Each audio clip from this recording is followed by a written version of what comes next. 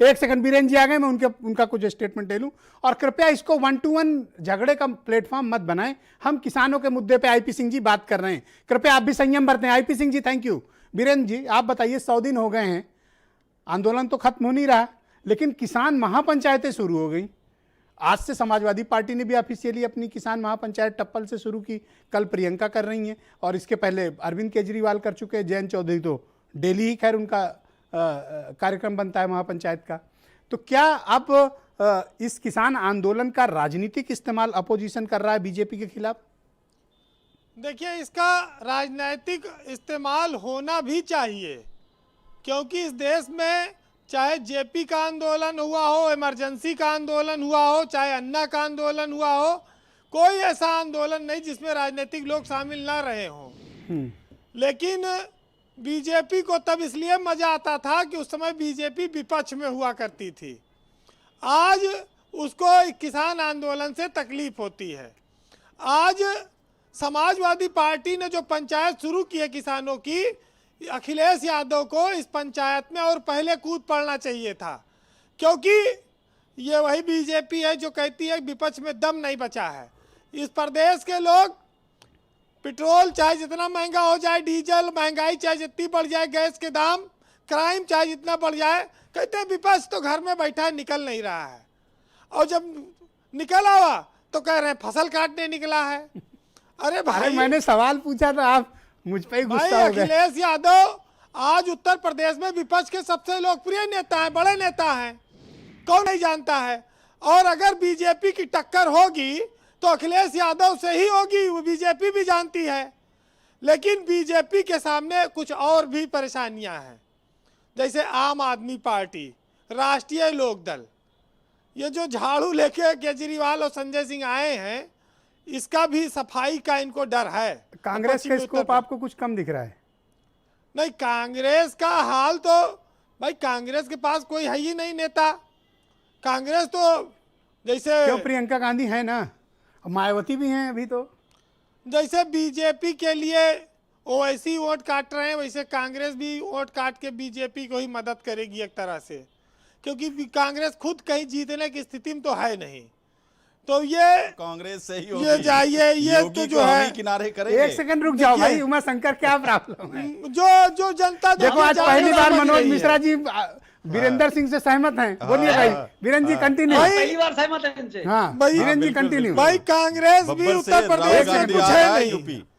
हाँ, वीरेंद्र जी कंटिन्यू। देखिए, कुल मिला के ये है, ये मनोज जी भी जानते हैं, सब लोग जानते हैं कि संगठन के नाम पर विपक्ष में अखिलेश यादव के पास एक बड़ा संगठन है, और उनकी वो युवा है, युवा जोश उनके साथ है। कुछ वोट दिल्ली सरकार की नीतियों की वजह से यूथ कुछ प्रभावित होकर आम आदमी पार्टी के साथ भी जाएगा। अब वो इस बार पंचायत चुनाव लड़ेंगे, फिर वो विधानसभा का चुनाव लड़ेंगे, तो उनकी ताकत का भी आने वाले दिनों में आप देखेंगे, स्थिति का आकलन करेंगे। लेकिन विधानसभा में हर बीजेपी के सामने सबसे बड़ा विपक्ष अखिलेश यादव और समाजवादी पार्टी है। इसमें कोई कयास लगाए, कोई एनालिसिस करे, कुछ करे, कोई फर्क नहीं पड़ता है। लेकिन देखिए, राजनीति है। बीजेपी सरकार अखिलेश यादव के इसी परिवार के झगड़े को, नौकरियों को, कानून व्यवस्था को मुद्दा बनाकर सत्ता में आई थी। लेकिन 13 लाख नौकरियों का वादा करने वाली बीजेपी कितनी नौकरी दे पाई है यूपी में युवाओं को, ये नहीं बता पाती। ये तो मोदी के भरोसे बैठे हैं कि मोदी और अमित शाह ये हैं, ये जिता देंगे, कोई ऐसा मंत्र फूकेंगे कि विधानसभा चुनाव में काम चल जाएगा। यहाँ बेटियों की सुरक्षा पर हाहाकार मचा है, कानून व्यवस्था पे मचा है। योगी की सरकार उत्तर प्रदेश में तमाम मुद्दों पर घिरी है, उनके अधिकारी किसी की सुनते नहीं हैं। आप एक मुख्यमंत्री 24 घंटे सर के बल खड़ा हो जाए, क्या करा सकता है, जब अधिकारियों ने अपनी मोनोपोली बना ली है। आपने देखा नहीं कि यहाँ पर पशुपालन विभाग में कितना बड़ा घोटाला हुआ, यहाँ पर 5-5 IAS तो क्या अफसर इस सरकार पर हावी हैं, आप ऐसा कहना चाह रहे हैं? भाई, IPS अफसरों की पोस्टिंग में पैसा चलने का आरोप लगा था कि नहीं लगा था? इस सरकार में जिले बिक रहे थे कि नहीं बिक रहे थे? जांच हुई, कार्रवाई हुई, तमाम चीजें हो रही हैं। तो बीजेपी संगठन क्या सोचता है?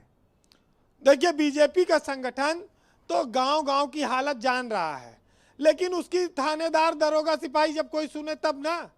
अब वो खुद ही परेशान है भाई, 50-100 रुपया डीजल पेट्रोल डलवाए के अपने मोटरसाइकिल में कब तक दौड़े। जब कोई आमदनी होगी कहीं से, तब जब कोई सुनाई होगी थाना और तहसील में, तब तो आदमी अब इस काम बात करेगा। का क्या तो जवाब दिया भाई मैं यही मानता हूँ। बाकी जी। और सरकारों में लोग ठेका पट्टा कमा लेते थे, बीजेपी में ये बात तो है कि चलिए वो किसी का पक्षपात नहीं कर रहे हैं, किसी के भ्रष्टाचार करने में छूट नहीं दे रहे हैं, पर मंत्री लोग भी सब बाकायदा ऑनेस्ट हैं, आप ही मानते हैं मतलब? नहीं, लेकिन जो जहां मौका पा रहा है वो तो अपना काम कर ही रहा है, वो काहे मानेगा। ये बात हाथ नहीं पकड़ सकते आप किसी का। हाँ। बस ये है कि मतलब नीचे सप्लाई लाइन कटी है। हाँ, ओके। देखिए जिंदगी में हर आदमी को दिल से किसान होना पड़ेगा। हम आप उत्तर प्रदेश में रहते जी। हैं जहां की अर्थव्यवस्था ही 80% कृषि पर निर्भर है। हमारे यहाँ बच्चों की इससे फीस जाती है, बच्चों की शादी ब्याह भी होता है इसी किसानी से घर चलता है, जीवन चलता है। जब ये किसानी पर संकट है तो स्वाभाविक है कि आंदोलन होंगे, सवाल होंगे। लोकतंत्र में मीडिया विपक्ष से सवाल नहीं कर सकता है, सत्ता में जो लोग हैं उनसे सवाल करना पड़ता है, और हर आदमी सत्ता से ही पूछता है क्योंकि उसी की जिम्मेदारी है, चाहे वो रोजगार देने की हो, स्वास्थ्य के अस्पताल खोलने की हो, या लोगों को सुरक्षा देने की। जी। अब आज अखिलेश यादव निकल रहे हैं, जगह जगह जा रहे हैं, तो बीजेपी को अच्छा कहे लगेगा पंचायत करने में। आज टप्पल गए थे अखिलेश यादव और अब वो लगातार चलेंगे।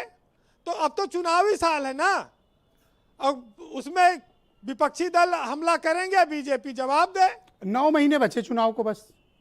भाई हम तो आपसे कह रहे हैं ना कि यही बीजेपी के नेता कहते हैं अरे विपक्ष कुछ कर ही नहीं पाएगा, घर में बैठा है, और जब निकल आए तो आप कह रहे हैं लहलहाती फसल काटने निकल। नहीं बोला मैं वीरेंद्र जी, मैंने सिर्फ एक सवाल किया, आप तो नाहक उसको मुद्दा बना दिए। भाई चाहे फसल काटे, चाहे हलवा अच्छा काटे, काट लो चाहे भाई, गाजर जिसको मर्जी काटे। हो काट लो भाई जो आदमी मेहनत करेगा कुछ ना कुछ तो काटेगा।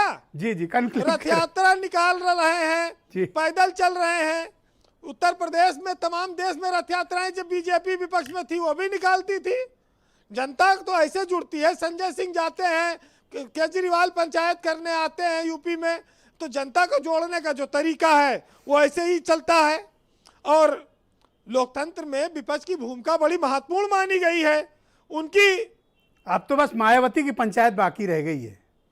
देखिए मायावती तो कभी पंचायत करने नहीं निकली जिसके लिए सड़क पर पानी छिड़का जाता हो। सत्ता में उनकी लोगों ने देखा है, मायावती का अब कौन रह गया वक्त, पता नहीं वोट उनका कितना बीजेपी खींच रही रात दिन। लो राशन 4-4 महीने पे 2-2 हज़ार, तो गांव में तो लोग काफ़ी हद तक मुड़ चुके हैं बीजेपी की तरफ। अब भाई बीजेपी इसका कितना फायदा ले पाएगी, क्योंकि अब एंटी इनकम्बेंसी भी है, महंगाई पे इनका कंट्रोल नहीं है, पुलिस और अफसरों का रेट दुगना तिगुना हो ही गया है, वो सब लोग जान रहे हैं जी। कई कई जगह सरकार फंसी है। ये सरकार कोई एकदम दूध की धुली नहीं है। और जो ये बताते हैं कि साहब हमने सब राम राज कर दिया, राम राज ऐसे नहीं होता है जी। बहरहाल जी जी, जो लोग आज विपक्ष का मजाक उड़ा रहे हैं उनके लिए कहा गया है, उनके समर्थक भी सुने कि सबर कर बंदे, मुसीबत के दिन भी गुजर जाएंगे और हंसी उड़ाने वालों के चेहरे भी बहुत जल्दी उतर जाएंगे। बिलहाल विपक्ष के लिए आज 4 लाइनें कहूंगा। आज तो आप सब पर फायर मार रहे हैं वीरेंद्र जी। नहीं, आज उत्तर प्रदेश में सत्ता में जो लोग बैठे हैं जी, उनको इस बात को एहसास करना पड़ेगा कि जनता महंगाई से त्राई त्राई कर रही है, परेशान है। आप कानून व्यवस्था और महंगाई पर कंट्रोल नहीं करेंगे तो आने वाले समय में गांव-गांव में आपको जवाब देना पड़ेगा जी। जो लोग अखिलेश यादव की आलोचना करते हैं वो ये सुन लें, हालांकि अभी कुछ देर बाद सर्टिफिकेट बटेगा सपा में शामिल होने के लिए लेकिन मैं उसके लिए तैयार हूं। अरे नहीं देंगे डॉक्टर साहब, आज कलम लाए नहीं है, आज कलम नहीं लाए हैं। चलिए, न पैसा है न रुतबा है न मेरा कोई जलवा है, मेरा संघर्ष मेरी शान, मेरी सच्चाई मुचलका है, और कोई सूरज नहीं हूं मैं, महज एक दीप हूं यारो, जो अपने दोस्तों के नूर से दुनिया में जलता है। ओके, थैंक यू, बहुत बहुत शुक्रिया आपका, बहुत बहुत धन्यवाद। उमा शंकर